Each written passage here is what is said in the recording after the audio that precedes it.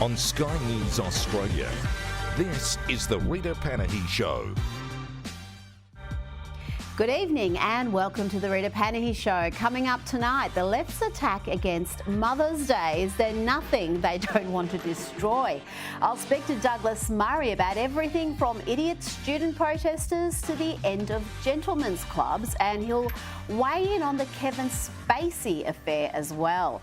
Also tonight, Darren Grimes and Kinsey Schofield, who'll bring us the latest on Madonna's onstage antics, put the kids to bed before that segment, and of course we'll have plenty of lefties losing it later in the hour. But first, to the carbon tax we never voted for, but we're all going to pay for. Sky News' own James Morrow reports in today's Daily Telegraph that the government's carbon tax by stealth could see bills rise by another $1,300 per annum. $1,300. This is while money-losing renewable projects could still be approved thanks to a shadow carbon price quietly introduced last year. Aidan Morrison, Energy Policy Director at the Centre for Independent Studies, explains that last year federal and state energy ministers agreed on a shadow carbon price known as the value of emission reductions of $66 per tonne. That report in the Daily Telegraph, that's considerably more than the carbon price introduced under the Gillard government, which was later scrapped in 2014 under Tony Abbott. Let's bring in Sky News contributor Kosha Gator. Kosha, a carbon tax by stealth, this is a long way from the $275 saving we were promised by Albo. It's another example of this whole climate change complex, if you will, is ultimately really about the transfer of wealth from one group to another and providing a premise for government to do more economic meddling with subsidies in one group and then shifting things in the other group. And here what it does is it changes the cost-benefit trade-off for these projects and operators where the benefits will look good for them because a lot of the cost associated with these carbon offset prices shifts on to the consumer and the taxpayer. So this is just another example of that thing in service of the climate goals and ideology. And it also highlights another example of legislation by stealth, which is happening more and more. You stuff things or hide things into bigger bills and it sort of goes through without debate in legislatures, and that's what this is. Well, we really didn't have much debate even before the last federal election because we had both of the major parties having net zero policies. So this wasn't really something that was debated and voted on. So the notion that the government has a mandate to do all this is questionable. Now let's talk about the disturbing rise of anti-Jewish hate on our university campuses. The coalition is calling for an urgent Senate inquiry into campus anti-Semitism as hardline activists hijack student protests that were already getting ugly on their own, but now you've got these hardliners coming in. Monash University in Melbourne, there's plenty of footage coming out of there of pro-Palestinian activists swearing at Jewish students, being very aggressive. This just has no place in Australia, let alone a university campus, Kosha. And the fact that these universities go on about being safe spaces where no conservative is welcome because it makes the students feel unsafe, and yet they've got that happening at the moment, it's beyond belief. It is, and how quickly it spread like wildfire in university campuses across the Western world. It's, I think, it's a sad but an illuminating moment, I think, for a lot of people. It's really showcasing the weakness of the leadership and maybe how sympathetic the university leadership and faculty might be to these causes. I think that's been very eye-opening to people. It's also a clarifying moment because a lot of things are getting conflated in that. And, there needs to be a really bright line between criminal behavior, which is happening more and more, trespassing, vandalism, even assault, and those people should be held criminally liable, versus speech. And you're seeing a lot of this from both sides of the political aisle, where there's a tendency to maybe jump onto that bandwagon of trying to curtail speech, necessarily, even heinous speech that we don't like. And I think this is opening the door for that. And, we've discussed this before, that it's we should be careful what we wish for in that regard. Absolutely.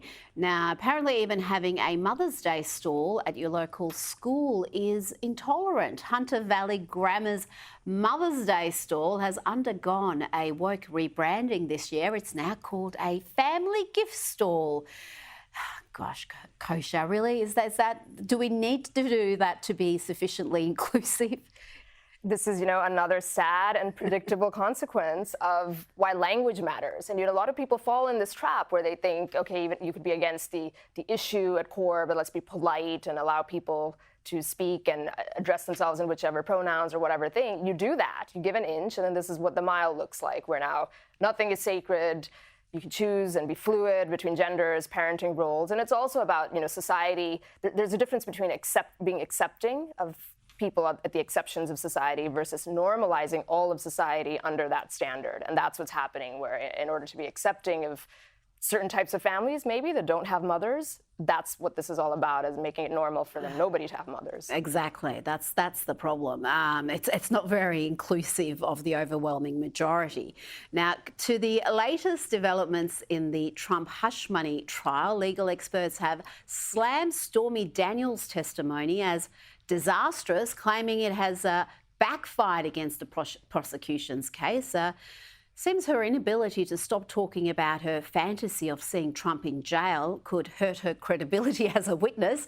But Kosha, does it really matter? In the end, this is going to get overturned. He's probably going to get convicted here. Everyone in this trial, from the judge down, is badly compromised. So really, does it matter that her testimony wasn't all that credible?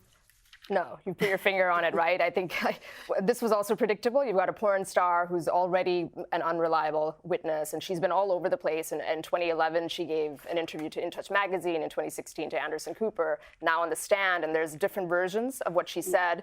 So you take who she is to begin with, and you add that. She's not a reliable witness. No. But you're right, does it matter? Probably not. We already know how this is going to go with the conviction and then later the appeal. And it's all about muddying him up politically and in the court of public opinion. And maybe to an extent they are accomplishing that, because all sorts of salacious details were spilling out onto that witness stand. And now that's stuck in our minds whether we want it there or not. Well, yeah, exactly. And it's also keeping Trump away from the campaign trail, which is another task that they're undertaking here, because he needs to be in those swing states. He doesn't need to be in Manhattan sitting in a courtroom 4 days a week with a gag order. Yeah. So this is, though every time he seems to be found in contempt or threatened with jail, it seems to boost his popularity. So perhaps they should be careful what they wish for, because they seem to be persecuting him back into the White House. Kosha Gaylor, thank you so much for your time this evening.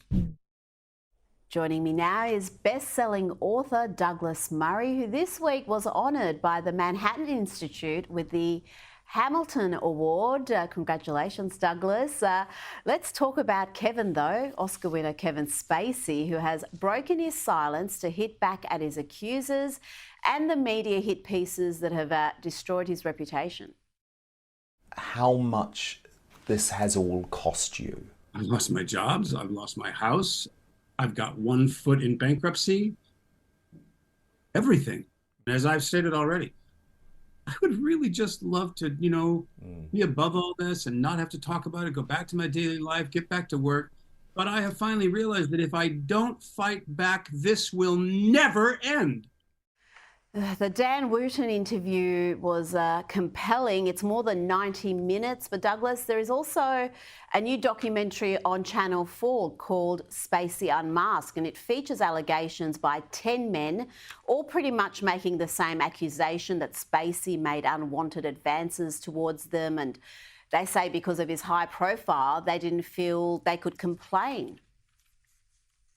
It's an extraordinary thing. The Channel 4 documentary, as I understand it, was commissioned before the trials that Kevin Spacey was put through in the US and UK. And of course, he was exonerated in both those cases because there was nothing to them. He was found not guilty in 2 countries. Channel 4 seemed to have put so much money into the documentary they were hoping would reveal Kevin Spacey that when he was found not guilty and acquitted, it's obviously bothered Channel 4. So they pushed ahead anyway with a set of other accusers whose complaints are extraordinary. And extraordinary not because they're extraordinarily serious, but because, first of all, they go back, one of them goes back 50 years almost. Now, I mean, if anyone can say what they think they were doing 50 years ago, I challenge them to it. But every single one of the allegations, there's about, I think, 9 or 10 of them, are people saying things like, he stroked my thigh once when we were working together. Now, as I say in The Spectator this week, the interesting thing that's gone on in the post-Me Too era is that there are things that cannot be said because they involve men and women. And we all know what incredibly dangerous terrain it is for any man to say anything about a woman these days. But when you take the women out of the equation, as with the Casey space, because this is about men making an accusation against another man, you actually get to a truth of something which I find very interesting. One of the accusers in this Channel 4 documentary says that it seems, because Channel 4 tried to make it as difficult as possible for Spacey and his representatives to actually work out who these accusers are or understand when they happened and much more. One of the accusers seems to have sort of gone on a number of dates with Kevin Spacey, or at least met him socially on a number of occasions, one-on-one, and says that there was some flirting and he didn't like that. But then he sort of went on another date. Now, I have to say, that would seem to me to fall in the category of leading someone on. And then and several of the people said things like, I think that because of his power as a theatre director and a Hollywood actor, that he dangled promises in front of me for my career, because some of these people seem to be people who are aspiring actors. But here's the thing, Rita.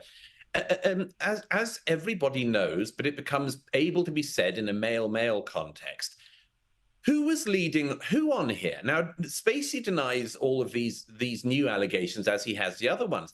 But I find it very interesting. Who has the power dynamic if, for instance, it's a younger male wanting to make his way in the film industry who might well decide that he wants to lead on the older, then closeted gay actor and make their own way up the acting profession for it? There's a reason why Hollywood is the place where the term casting couch was invented. And it's because throughout the history of Hollywood, there have been younger men and women who have actually wanted to get up in their profession the fast way, as they think of it. Actually, it's not the fast way. The best way, the fastest way is just sheer talent. But I think the dreadful thing about all of this is, and the Dan Wootton interview, is it shows once again that we live in this era where things that are not illegal get complained about, get blown up by dishonest media like Channel 4 on this occasion. And actually, all of it is tittle-tattle. And in the midst of it, one of the great actors of our time wants to work. I would suggest, instead of Channel 4 wanting to spread more tittle-tattle about him, which no one wants to watch, how about commissioning him to be in a film which everyone would want to watch? Yes. Now, I've got to praise you again, Douglas, because you have written a fantastic column for morons, for the college kids cosplaying being part of some sort of a terror cell on campus, chanting for intifada. You've been very good to educate them about what precisely an intifada means, but I wonder, Douglas, whether they actually know what it means. They are aware of its full meaning and they're chanting it anyway. Many of them have said in recent months, decolonisation by any means necessary. It's extraordinary, isn't it, Rita? I mean, you effectively see once again something you and I have talked about in a number of contexts, which is people who must either be sinister or silly. The sinister ones know what they're talking about when they chant for intifada. The silly ones are chanting a slogan they clearly don't understand. So let me speak to the second ones for a moment, as I tried to in this article.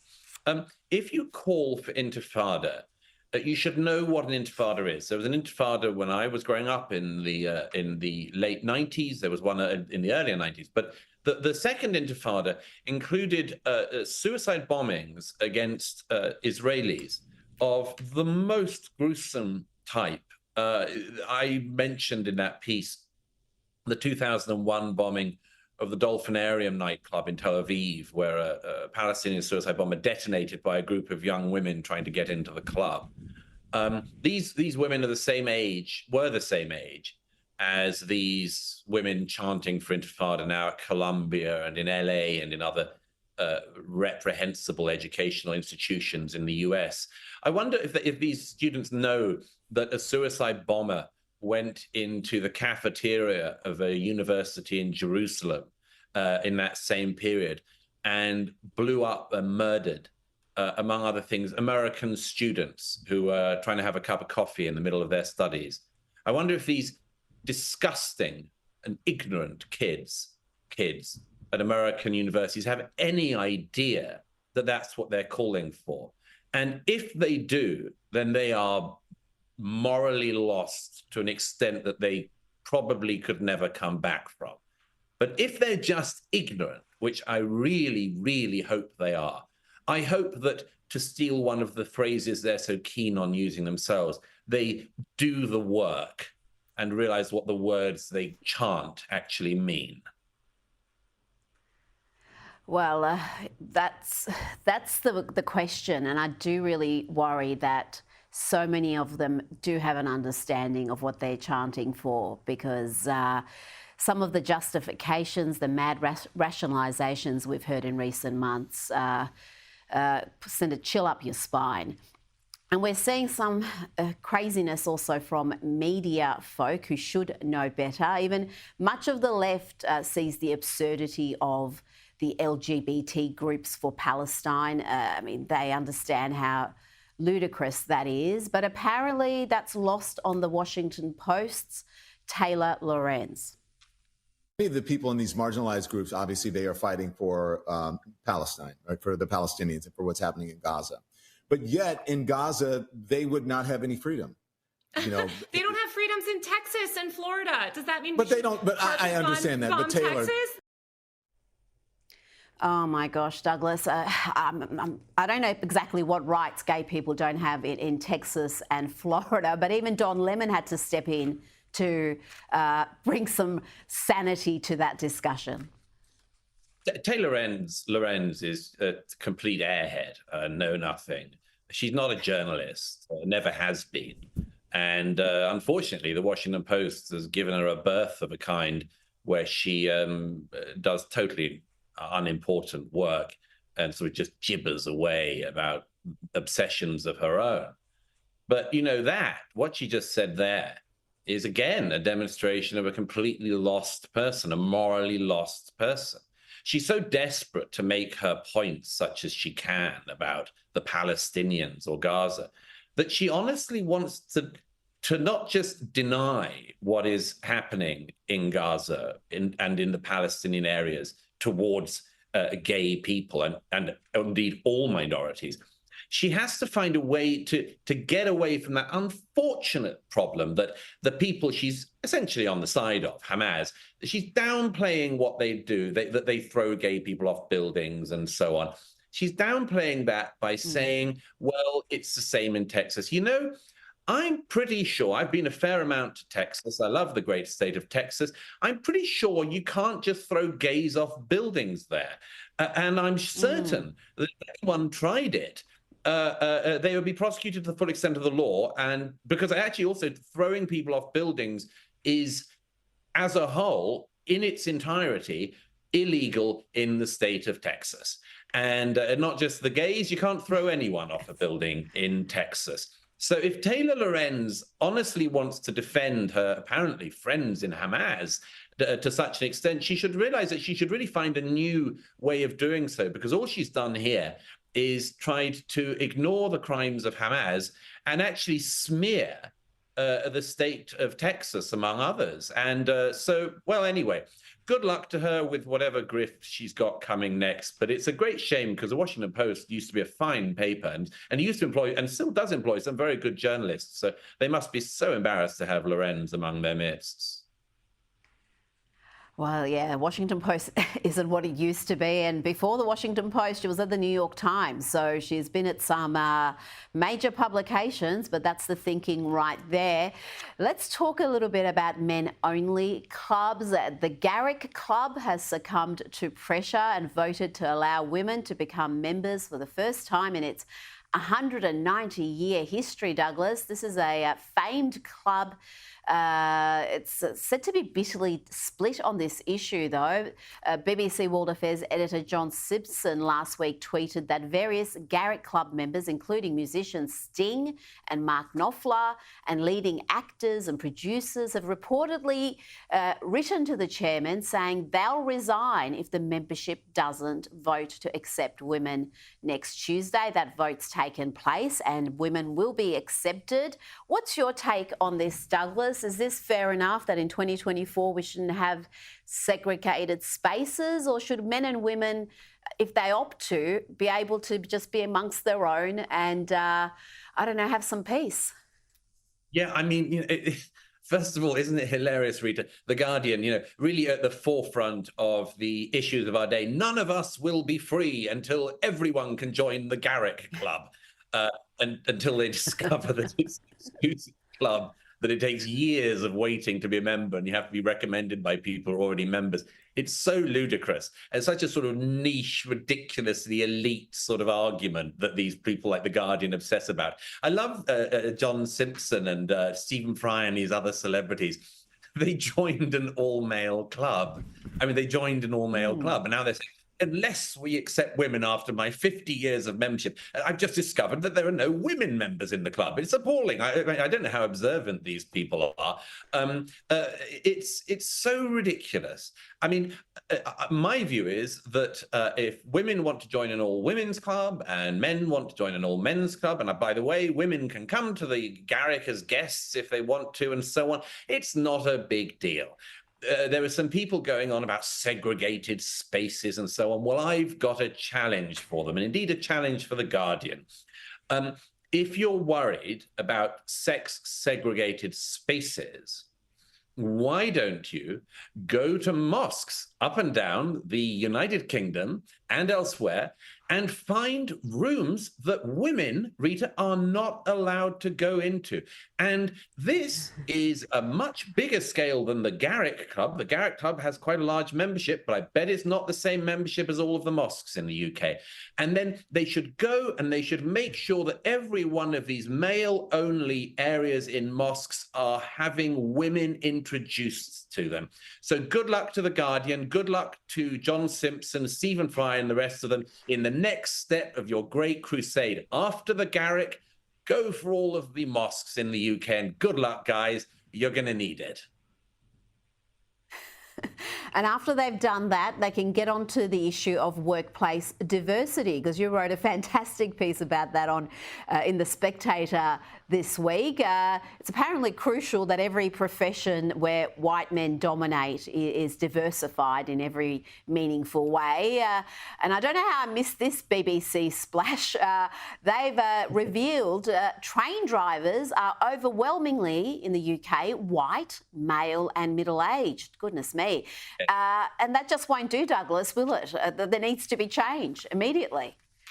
It's completely shocking, Rita. You and I know that women dream of the thrill of becoming train drivers.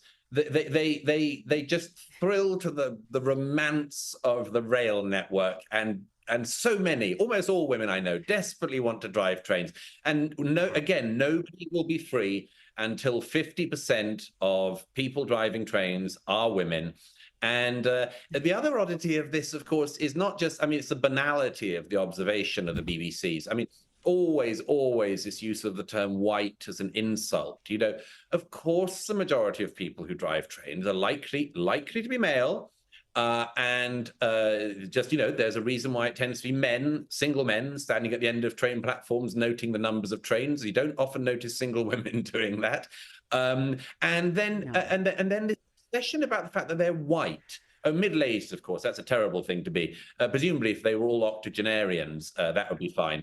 But the white thing is where the BBC and others really want to attack here. Britain is an overwhelmingly white majority country. So it's sort of inevitable that in a job like driving a train, which is quite well paid, it's not a high status profession, but it's a necessary and important profession, it's sort of inevitable that most people will be white. I find when I go to China that most of the people driving trains there are Chinese. And when I've been to India, I noticed the predominance, the appalling predominance of Indian train drivers. It's quite outrageous. And once again, the BBC should apply this extraordinary fact-finding that it does to these other places. None of us will be free until everyone can be a member of the Garrick Club, and every single train in the UK is driven by a black teenage transsexual. Clearly, that's the only way to solve the problem, Rita. You and I know it. It's systemic bigotry, and it must stop. And we can start with the Garrick, but we've got to move on to the mosques and then the trains and everything else. This is a dream we all have, and you have a rare insight, because as a little girl growing up, I just dreamed of one day being at the helm of a train in the UK somewhere. So let's just hope that happens for me. Douglas Murray, thank you so much for your time this evening. Great pleasure. Thank you. Still to come, it's a bumper edition of Lefties Losing It, and Kinsey Schofield joins me to explain why Kim Kardashian has had the worst week of her life.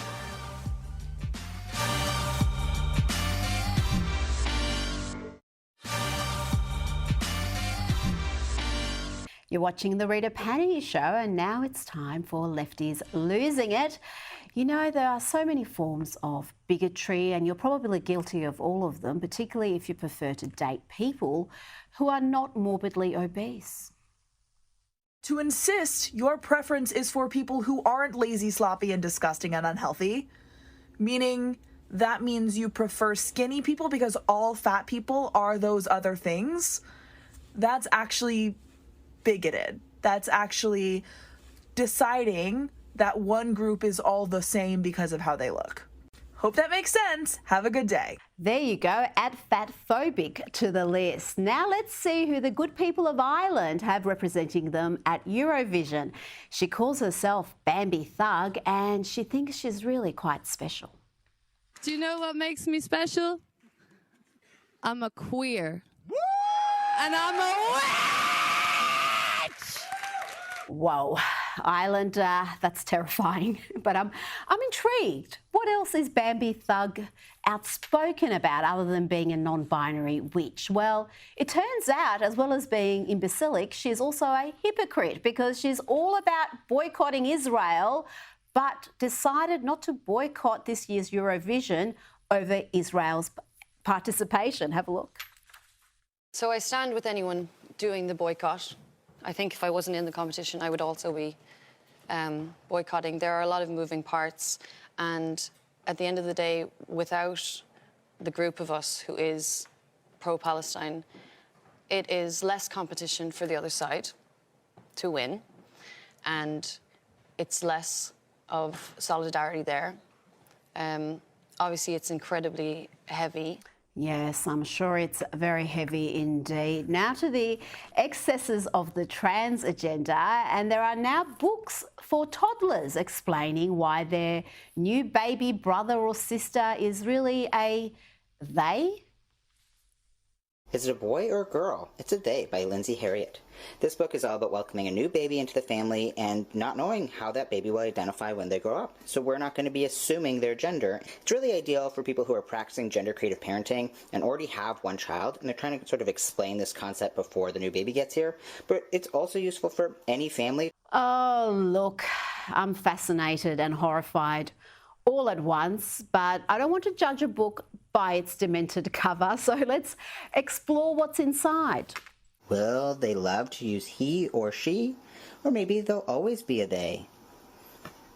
Our new baby wears cute little gym jams, pink and blue and green. Bright in a rainbow of colors. They're ready to yawn and to dream.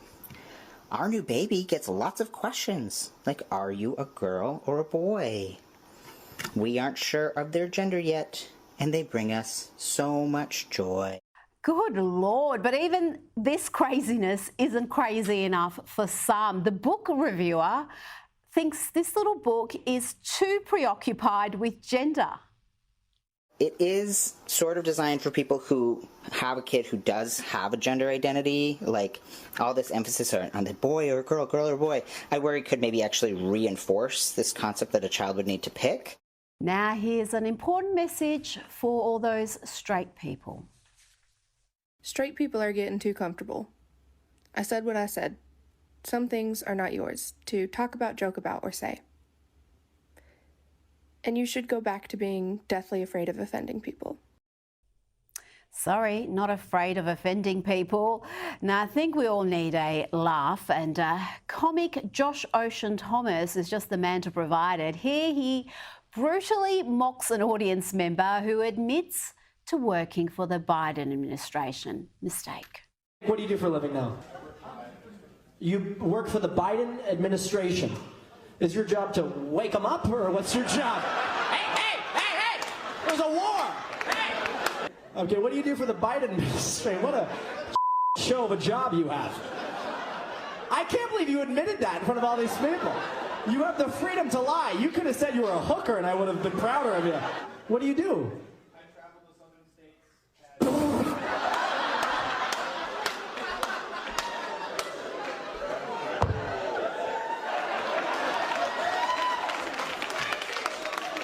You go to the South and try to sell them on Biden? You're fucking retarded. What the are you talking about? That's your fucking job, is to go, hey, listen, I know you guys like Trump, but Biden, I mean, wow. Are you ready to be unemployed, or what's your vibe? Now let's hear from a pro-Palestinian journalist, Abby Martin, who went on Piers Morgan's show and just spewed a lot of lies. To continue their ethnic cleansing of Gaza is frankly absurd, patently so considering what we've seen them do just in the last several weeks, Piers. Evidence of summary executions of doctors, evidence of mass graves, hundreds of bodies bound, dozens of men, women, and children bound, evidence, according to the UN, of Palestinians buried alive, using drones to lure out Palestinians with sounds of crying children so they could be shot and killed. She's describing Hamas there. Now, listen to Mossab Hassan Youssef tell Abby Martin precisely what he thinks of her and her journalism. This is the son of a Hamas founder, co-founder, and he has no time for lefty Karens losing it. How can you be a journalist and you call this a genocide, ethnic cleansing, and she just keep repeating ethnic cleansing, genocide, colonialism, etc. None of it is real, including Palestine. It's only in your head. None of it is existential. Palestine was never born. How can you free it? It was never there. It's just a colonial entity, and some people choose to make it into a national identity. And this parrot has been just repeating Hamas propaganda. Marwan Barghouti that she's talking about him, she never met him. I knew Marwan before he got to power. He is a criminal. He killed 5 people. He has blood on his hands. He cheated on his wife. He has a secret son that he never revealed it to the public. Of course, I can criticize him, and I can criticize all the criminals that I know personally. She's been there only for a visit, and maybe she had some falafel sandwich, you know, and she really was blown away of the Palestinian experience. There is no such a thing as Palestine. It's about time to retire, find a different job. You're not a journalist. You don't qualify even to be a mother. Now let's go to some vintage Saturday Night Live when they were actually funny. Watch this superb sketch featuring a Trump impersonator and Trump himself playing the janitor. Your solid gold faucet. Send them in. This place looks like the Liberace Museum. Hey, I'm the prince of this city. When you're in my office, you treat me with respect. Who did your decorating? Saddam Hussein? I'll have you know this is all very classy stuff.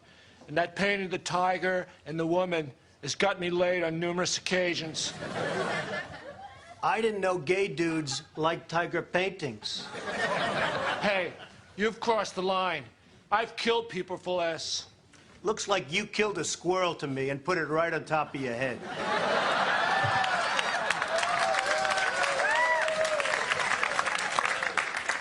You're one to talk. Your hair looks exactly like mine. Yeah, except my hair's supposed to look like this. I'm a janitor.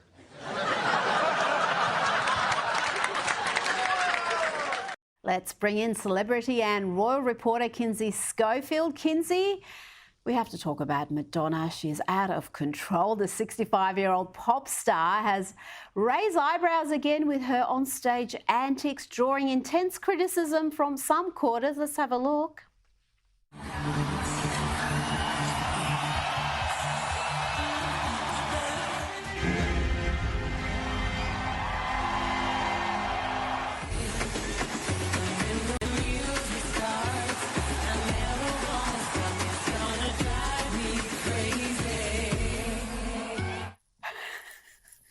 Oh, dear me. I did say put the kids to bed. Is this empowerment, Kinsey, or just desperate attention seeking? I mean, I'd certainly categorize it as attention seeking. I mean, watching that, I thought if this is a typical Tuesday, I now see why sexually transmitted diseases are on the rise in nursing homes and senior living facilities. I didn't even know that that was still of interest to people Madonna's age, but good. I mean, God bless. That is some interesting choreography. And you know what? There was worse, that they wouldn't allow me to put on a family program like this one. So, yeah, let your imagination go wild. Now, from one extreme to another, Russell Brand, who was infamous for his hedonism, he was... well, he wasn't shy about the female company he kept, but he's settled down as a family man now, and now he's a Christian as well. He's released a photo of himself being baptised in the River Thames with Bear Grylls by his side. Tell me about this. He's gone through quite a transformation. I've got to say, this transformation began well before those allegations of wrongdoing popped up earlier this year. Was it late last year? I mean, it was years ago, because I remember all of the sudden there was like this voice of reason throughout the COVID-19 drama, and it was surprisingly Russell Brand on YouTube. And yeah, I agree with you. What he's criticized for today is what he was celebrated for when he made a name for himself. There's no way we would know who this individual is if he hadn't been, a loose guy, completely obnoxious about it. And I've seen criticism in the last few weeks over this baptism, over the transformation. Is it authentic? I do know members of his family, and it is very much authentic. I think that he was seeking something more. And you even kind of see this in the Katy Perry documentary, where she shows him, I think, breaking up with her over text message. He wants something more. He felt like the Hollywood lifestyle was shallow. He didn't want to continue to pursue, the vanity and the emptiness.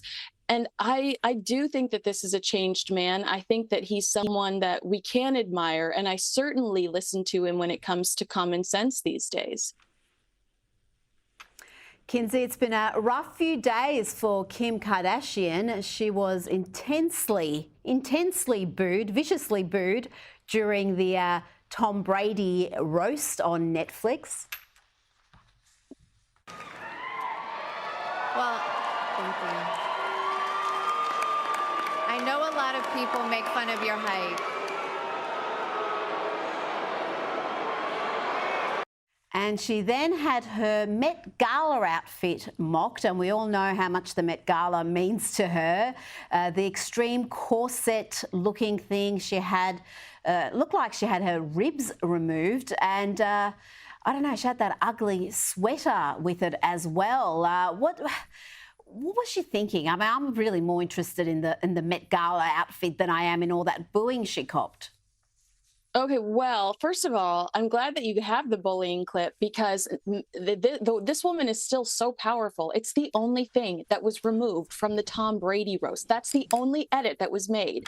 After the live broadcast, they re-uploaded it without the booing of Kim Kardashian. So why? Why? Who requested that? That's wild to me.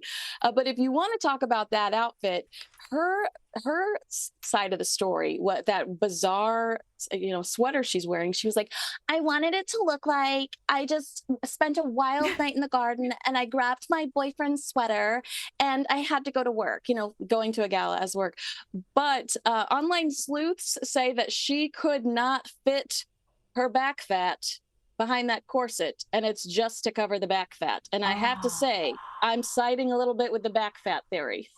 Kinsey Schofield, thank you so much for your time this evening. Still to come, the latest from the UK, including artists blaming Brexit for their shows failing and why King Charles is steering clear of his prodigal son.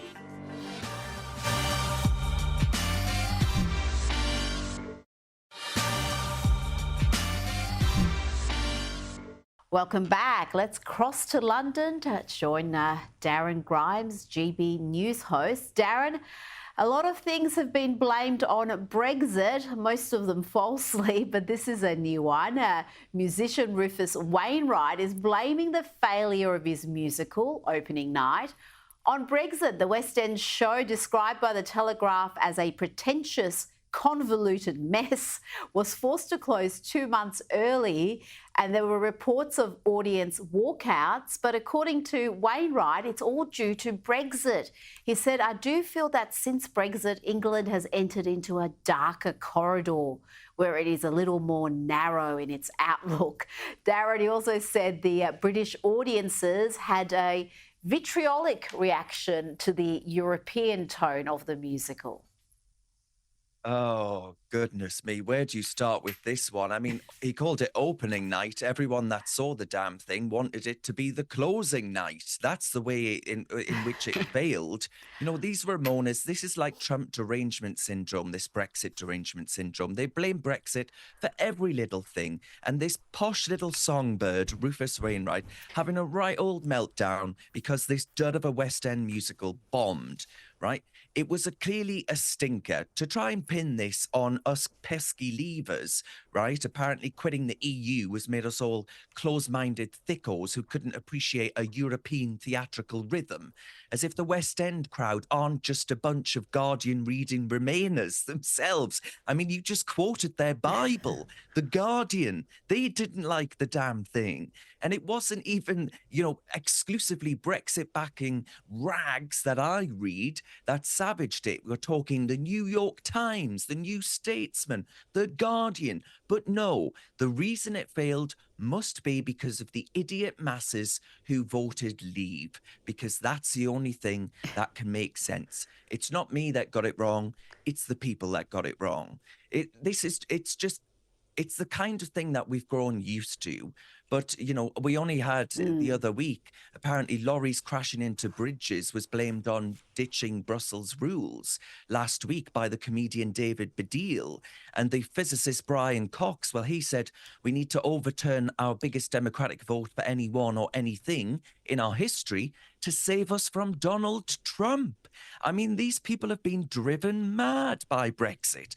They can't accept that 17.4 million people wouldn't actually agree with them on something, and therefore they've lost complete control of the culture of their country. They can't handle it. These celebs and Ramona mates, they think the great unwashed are going against their wisdom in 2016. It's just tragic. It sent them all round the twist, Rita, because it is the first time that we've ever turned against them in a very big way, and they just cannot handle it whatsoever. But I'm laughing all the way. Honestly, this has just been hysterical. It's hysteria in the extreme, still crying over spilled milk nearly 8 years on. It's utterly pathetic. Now let's talk about the Eurovision. Australia is out of the running. I don't even know why we're there. We're not part of Europe. But the UK's entrant, Ollie Alexander, says he is ambivalent about the Union Jack. The flag, he says, feels divisive and nationalist. I don't think he means nationalist in a good way. Now, Alexander's political views are well known. He has signed a letter that branded Israel an apartheid regime and condemned what he calls Zionist propaganda. I mean, really, is this the best you could do, Darren, for Eurovision? This is the person you've got representing the UK? Well, Rita, I'm afraid to say this is what happens when you ask the BBC to organise something, right? The BBC couldn't organise a booze up in a brewery.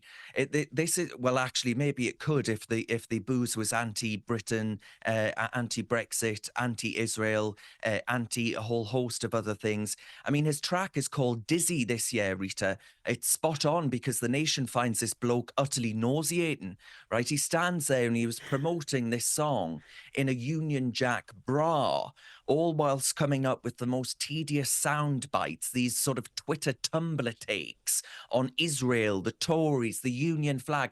The list goes on and on. This is a man that thinks the only thing interesting about a person is their sexuality or their so-called gender identity.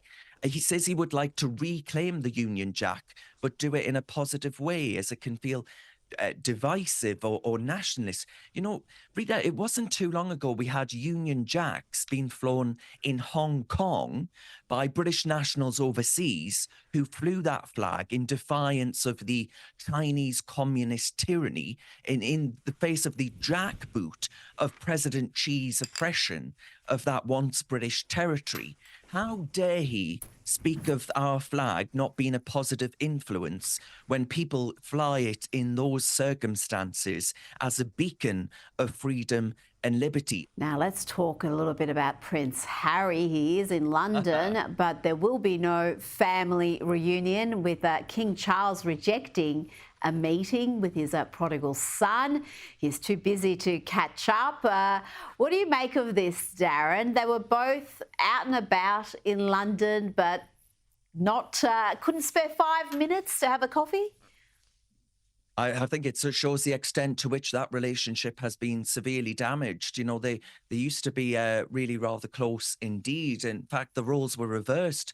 You know, he was closer to Prince Harry than Prince William. Now, what I would say to this is, on a human level, dare I say, I find it quite sad. Yes, Rita, you'll be surprised to learn I do have a heart. But on a purely, you know, if we look at it on a level of analysing the individuals at play here, Prince Harry is over here to promote the Invictus Games. It's a great initiative, and you know, I don't for one second doubt that. But what I would say is, if you've got time to go over to Nigeria and have a Nigerian wax lyrical about how Meghan Markle supposedly has ancient links to that land, and you're talking about how she's a warrior princess, you've got time to do all of these things, but not to meet your father who has cancer. I mean, that to me suggests something really, really quite awful here. You know, they used to be close. Your father, I hope the king is well, but you know, we have Darren, absolutely no understanding of that. I think it's the king who's rejecting this meeting. That's certainly what the Sussex PR machine put out. They're the ones who let the world know that a meeting wasn't going to happen. They put out a statement saying that the king was too busy, and the Duke understands that his father's diary is full. But what's been interesting there, that Jacqueline Magnay reports in The Australian, that as soon as that statement was released, it was counterproductive for Prince Harry, because the talkback lines and readers' comments on newspapers were all full of support for Charles distancing himself from Prince Harry. So it shows you that not only is the king reluctant to forgive Harry, but the British public are in no mood to forgive him either. Darren Grimes, thank you so much for your time this evening. Always a pleasure, Rita. Thank you. That's it from me. Up next is Newsnight. I'll see you tomorrow night at 9:30 for Lefties Losing It. Good night.